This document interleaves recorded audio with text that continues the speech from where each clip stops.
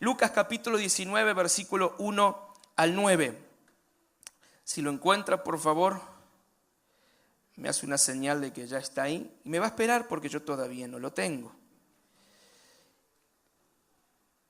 Y dice así: Jesús llegó a Jericó y comenzó a cruzar la ciudad. Y resulta que había allí un hombre llamado Zaqueo, jefe de los recaudadores de impuestos, que era muy rico. Y estaba tratando de ver quién era Jesús, pero la multitud se lo impedía, pues era de baja estatura. Por eso se adelantó corriendo y se subió a un árbol sicomoro para poder verlo, ya que Jesús iba a pasar por allí. Llegando al lugar, Jesús miró hacia arriba y le dijo: Zaqueo, baja enseguida, tengo que quedarme hoy en tu casa. Así que se apresuró a bajar y muy contento recibió a Jesús en su casa. ¿Cómo recibió Zaqueo a Jesús? ¿Cómo lo recibió? Muy contento. Al ver esto, todos empezaron a murmurar. ¿Qué empezaron a hacer? Hasta le puso a tono de murmuración y todo. ¿Qué hizo? A murmurar. Y ha ido a hospedarse con un pecador. Pero Zaqueo dijo resueltamente, es decir, determinantemente: mira, Señor, ahora mismo voy a dar a los pobres la mitad de mis bienes, y si en algo he defraudado a alguien, le devolveré 4 veces la cantidad que sea. Hoy ha llegado la salvación a esta casa, le dijo Jesús, ya que este también es hijo de Abraham, porque el Hijo del Hombre vino a buscar y salvar lo que se había perdido. Hay una película de Guillermo Francella y Julieta Díaz que se llama Corazón de León. ¿Alguien la vio? Esa película tiene como protagonista a Guillermo Francella, que interpreta a León Godoy, un exitoso arquitecto, adinerado, reconocido, con fama, que tenía un hijo, que en la película es su hijo natural también. Y la historia se trata, no la voy a quemar porque seguramente al salir esta noche usted va a buscarla en Netflix o en algún lugar, va a querer ver esta película. Y no se la quiero quemar. Trata de que Julieta Díaz, que interpreta a Ivana, pierde su celular y este hombre León lo encuentra, ve quién es la dueña y la llama y se arriesga a invitarla a tener una cita para entregarle el celular, pero ya también con el deseo de conquistarla. Así que concuerdan en verse en un restaurante y ella lo está esperando para ver quién es el que le va a traer el celular, que al oído era un hombre seductor, canchero, entrador, una persona que parecía muy interesante de conocer. Pero cuando llega León Godoy, se sorprende porque León Godoy era un hombre de baja estatura, lo que vulgarmente la sociedad llama un enano. Y comienza una situación tensa porque se choca con una imagen que no la había interpretado previamente en el oído. Y toda la película trata básicamente de los prejuicios que tenemos en la sociedad con aquello que nos parece distinto, diferente o que no entendemos. Así se sentía Zaqueo. Y si usted quiere ver cómo era Zaqueo, esa película es un muy buen ejemplo. Zaqueo era un hombre bajito, era un enano, y la sociedad se lo hacía recordar completamente, todo el tiempo. Y a pesar de que su trabajo como recaudador de impuestos le había dado un muy buen estatus social y había ganado mucho dinero, era muy rico, dice la palabra, era muy rico. Claro, hizo sus ganancias de forma lícita y de forma ilícita, pero hasta el momento la Biblia no da mucha luz acerca de eso. Pero sí lo notamos cuando él buscaba, quería ver a Jesús, porque se enteró junto con la ciudad de Jericó de que él venía a cruzar por ese lugar y él quería conocerlo, él quería verlo, pero la multitud dice que se lo impedía. Entonces encontró un árbol sicomoro, que es algo así como una higuera, y se sube a las ramas y está tratando de verlo a Jesús. Imagínense la vergüenza a la cual él se expuso. Vergüenza a la cual él siempre tuvo que pasar desde la infancia, desde la adolescencia y hasta la de la vida adulta, de que cada vez que entra a un lugar una persona que es distinta del común, lo etiquetamos rápidamente como un enano. Ahí está el enano. Hay una frase célebre de Guillermo Francella en esta película donde Ivana le pregunta: ¿a vos no te molesta ser enano? Porque ellos terminan después siendo novios, siendo pareja, y por más que ella se está enamorando de él, es tan fuerte la presión del prejuicio que tiene su familia, sus amigos y el entorno, que le daba enojo porque veía que esa relación era muy, muy juzgada por los demás. Y le pregunta a León Godoy, ¿no te molesta ser bajo? Y él dice algo que a mí me impactó. Dice, no, a mí no me molesta ser bajo, porque nunca fui alto. Si yo hubiese nacido alto y después por alguna razón me hubiese encogido, eso sí me hubiese molestado tanto. ¿Y no te duele ser bajo? Bueno, es otra cosa, claro que me duele. ¿Y qué es lo que te duele ser bajo? El cuello. El mensaje central de lo que él dice es interesante. El dolor y la molestia que tenía este hombre era por el prejuicio de los demás. Y qué difícil es atravesar en la vida prejuicios, etiquetas que nos han ido poniendo a lo largo de la vida. ¿Cuántos de ustedes tuvieron apodos de niños? ¿Y a cuántos de ustedes les dolía el apodo de niños?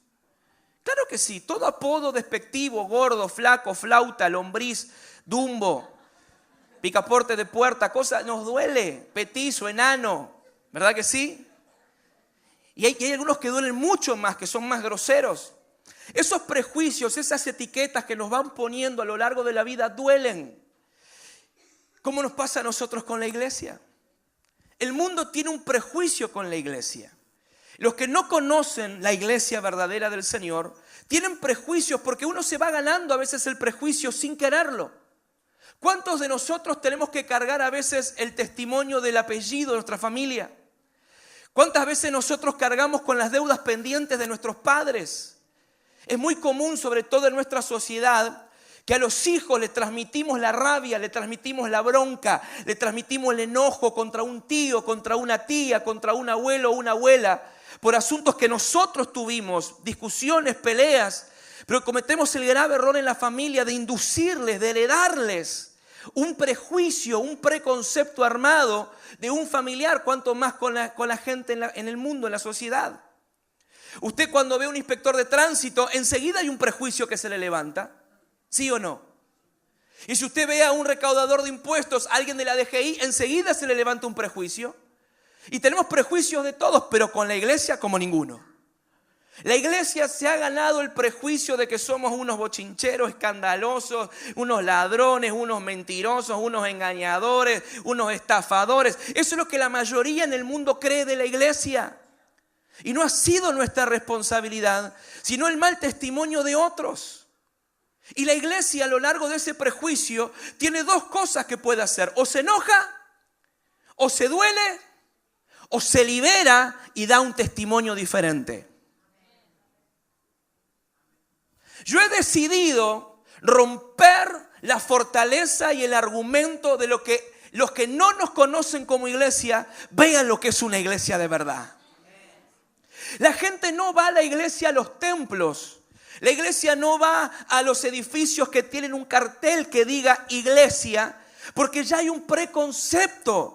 No van a ir, entonces ¿qué tenemos que hacer? Nosotros vamos a ir a las casas, nosotros tenemos que ir a las familias, tenemos que ir a la gente a decirles, ustedes tienen un prejuicio con la iglesia, dennos una oportunidad de demostrarles de que somos diferentes. Y eso fue lo que hizo Jesús. Jesús entró en Jericó, diga conmigo Jericó. Jericó fue la primera ciudad que el pueblo de Israel, siglos antes con Josué, conquistó derribando los muros. Por mano poderosa de Dios, Dios le dijo, rodeen Jericó, den 7 vueltas en silencio, por delante irán los sacerdotes, llevarán el arca del pacto que es el símbolo de mi presencia. Los músicos levantarán sonido de trompeta como lo hemos hecho ahora, pero ustedes vayan en silencio hasta que le dé la orden y entonces gritarán voz en cuello y los muros caerán y conquistarán ese lugar. Eso fue un milagro extraordinario. Fue la primera batalla de Josué para iniciar su peregrinaje, ya no en el desierto, sino ahora hacia conquistar la tierra que Dios les había prometido. Siglos después, Jesús vuelve a Jericó, pero se encuentra con muros mucho más difíciles de derribar. Los muros culturales. Los muros del prejuicio. Los muros de señalar con el dedo fácil. Y la multitud impedía que Zaqueo conociera a Jesús. Esa multitud somos nosotros. Son nuestros prejuicios, son nuestros temores, son nuestros miedos, son nuestros asuntos pendientes. ¿Por qué el día que le entregaste tu corazón a Jesús tuviste que separarte de tu familia?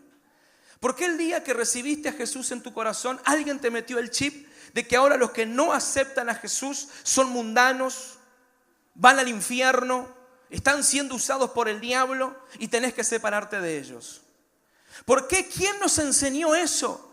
¿Quién nos enseñó a que nosotros ahora somos perseguidos por ser cristianos y que los que no son cristianos nos van a juzgar, nos van a odiar y nos van a perseguir hasta matarnos? Yo cuando leo la Biblia, los que veo que nos van a perseguir no son los que no conocen a Jesús, son los religiosos los que nos van a perseguir. Son los fariseos, son los escribas, son los que tienen una vida religiosa de apariencia, pero por dentro odian y aborrecen lo que no entienden, lo que no conocen. Y no comen ni dejan comer, no disfrutan ni dejan disfrutar. Esta gente también estaba buscando a Jesús, pero le estaba impidiendo la llegada a Zaqueo. Y Zaqueo tiene que treparse a un árbol y de pronto ocurre un milagro. De pronto ocurre algo que nadie esperaba. Seguramente el sacerdote, seguramente una familia bien acomodada, seguramente algún pastor, alguna pastora, seguramente alguna congregación estaba esperando que Jesús llegara y lo invitaran a ir a una de sus reuniones o lo invitaran a participar de la cruzada. Te invitamos al restaurante, queremos atenderte, queremos honrarte. ¿Cuántos de ustedes no quisieran llevar a Jesús si entra por este lugar, por esa puerta al terminar el servicio? Yo soy el primero en invitarlo a mi casa. Pero Jesús entra y cuando ve a Zaqueo lo reconoce por su nombre y le dice: Zaqueo, ¿qué haces ahí? Bájate ya mismo. Me es necesario ir a tu casa hoy. Y de pronto esa multitud de religiosos que estaban alrededor de él comenzaron a murmurar: ¿cómo que Jesús quiere ir a la casa de ese pecador? ¿Que él no sabe que es un ladrón? ¿Que él no sabe que es un chorro? ¿Que nos ha robado los impuestos a todos nosotros? ¿En qué cabeza cabe? Yo sabía que en algo raro andaba Jesús. Yo sabía que Jesús no podía ser tan bueno como te la pintaban. Ya algo tenía escondido este Jesús. ¿Qué negocio tendrá con Zaqueo? Pero lo que más me interesa a mí es ver la reacción que tuvo Zaqueo. Dice que se puso contento. Se puso contento. Cuando una multitud lo acusaba, se burlaba, lo rechazaban y tenían un prejuicio con él, Jesús vio algo en Zaqueo que nadie más vio. Jesús identificó un propósito en Zaqueo que nadie más entendió. Me imagino que hasta los discípulos empezaron a murmurar y decir: esto no nos conviene para la imagen en Facebook. Esto en las redes sociales no puede salir, porque si ven a Jesús comiendo en la casa de Zaqueo, vamos a quedar escrachados y van a decir cosas de nosotros, que nos hemos desviado del camino. Esto va a ser terrible. ¿En qué está pensando Jesús? Amado, Jesús estaba sabiendo lo que tenía que hacer. Jesús ya había visto el final. Él ya sabía a qué iba. Él tenía un propósito y aunque nadie lo entendiera, Él lo iba a hacer igual. Porque Jesús dijo al final: para esto ha venido el Hijo del Hombre, para buscar y salvar lo que se había perdido. ¿Y qué se había perdido? Se había perdido la cultura del reino. Se había perdido la cultura del reino. ¿Y cuál es la cultura del reino? La cultura del reino es muy distinta a la cultura de la religión. La iglesia que Jesús vino a levantar es muy diferente a la iglesia que por alguna razón abundan hoy en día en el mundo. Una iglesia combativa, confrontativa, una iglesia llena de prejuicios, una iglesia que impide con sus estructuras, que impide con su cultura, que impide con sus tradiciones, que impide con sus normas, que impide con su forma de hacer iglesia, que los Zaqueos vean a Jesús. La gente nos tiene miedo y tienen razón, porque muchas veces nos hemos comportado sin saber por qué nos comportamos de esa manera. Y Jesús vino a romper el status quo. Jesús apareció para hacer todo de una manera completamente diferente a la nuestra. ¿Qué hizo Jesús? Se fue a tener una relación natural, normal. Jesús se mostró humano. Jesús se mostró amoroso, compasivo. Y lo más importante, ¿qué le dijo a Zaqueo? Le dijo, che, enano, bájate de ahí. ¿Qué le dijo Jesús a Zaqueo? Lo llamó por su nombre. Jesús lo llamó por su nombre. El mundo nos ha etiquetado. Los prejuicios y las opiniones del mundo siempre van a estar ahí. Y cuando digo el mundo, me refiero a toda la gente que nos rodea. Cuando somos padres, cometemos el error de que nuestro niño hace una acción indebida y ¿qué hacemos? Lo juzgamos y lo marcamos en su identidad. Sos un mentiroso, sos un vago, sos un irresponsable. Sos igual que tu madre. Siempre la parte negativa, ¿verdad? Sos igual que tu padre. No puedo contar nunca contigo. Sos un desastre. Sos un tonto. Y cuando alguien marca a alguien por una acción, no estás marcando la acción, le estás marcando la identidad. Y nosotros repetimos la misma conducta cuando somos grandes. Alguien comete una mentira y ya lo juzgamos como mentiroso. Y alguien se equivocó, fue tentado y robó algo y ya lo marcamos como un ladrón y para nosotros es un juicio final. Jesús no vio en Zaqueo al ladrón recaudador de impuestos. Jesús no lo llamó por su apariencia física. Jesús no lo marcó en un prejuicio, Jesús lo llamó por su nombre. Y amados, cuando Jesús se presenta con nosotros, jamás va a traer identidad de nuestro pasado. Jesús siempre va a hablar de nosotros con la identidad hacia el futuro. Jesús ya vio en qué vos y yo nos vamos a convertir y por eso nos fue a buscar en el momento de mayor necesidad de nuestra vida. ¿Y cuál era ese momento de necesidad en Zaqueo? Sentirse amado, sentirse respetado, que le devuelvan la dignidad, de que alguien desee ir a su casa, de que alguien supiera y lo llamara por su nombre. Y cuando entra a la casa, dice que Zaqueo aprontó una mesa impresionante. Yo no sé, habrá habido pulpón, bife de chorizo, chinchulines, riñones. No sé, me imagino algo así, una parrilla, mataron al mejor becerro, qué sé yo, estaba riquísimo eso. Y en un momento Jesús disfrutando, en ningún momento Jesús le dijo algo con respecto a lo que hacía. Usted ve a Jesús diciéndole, mirá Zaqueo, hay un comentario en Facebook que está diciendo que vos, mirá Zaqueo, me llegó un WhatsApp que me dice que estás medio mano larga. Mirá Zaqueo, me han llegado noticias, leímos en el diario que sos medio bandido. En ningún momento Jesús le dijo nada. Pero de pronto, de repente, de una forma espontánea, Zaqueo se pone de pie y toma una determinación, dice la palabra, determinantemente. O sea, él se paró y se determinó a decir esto y hacerlo. Jesús, he decidido darle la mitad de mis bienes a los pobres. Y si en algo le he robado a alguien, se lo devuelvo 4 veces.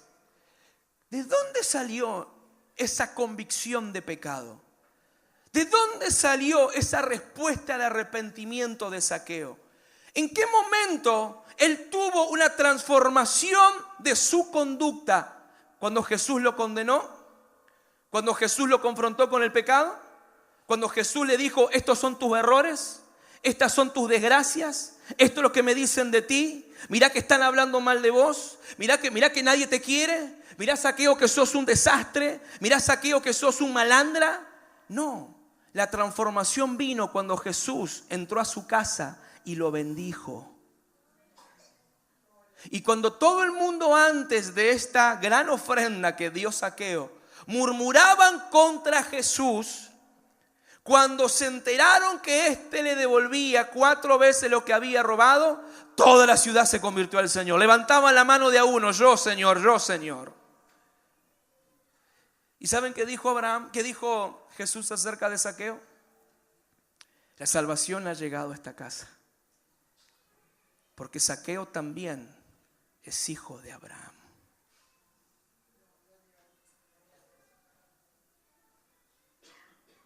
¿Te das cuenta de lo que hizo Jesús? ¿Te das cuenta de lo que hizo Jesús? En ningún momento Jesús recordó qué es lo que Zaqueo había hecho, sino que tenía presente en su corazón quién Zaqueo es. También es hijo de Abraham, tiene promesas de Dios. Tenemos que aprender mucho de Jesús. En este tiempo, Casa de Vida, tenemos que aprender mucho de Jesús. Que estemos aquí hoy es un milagro.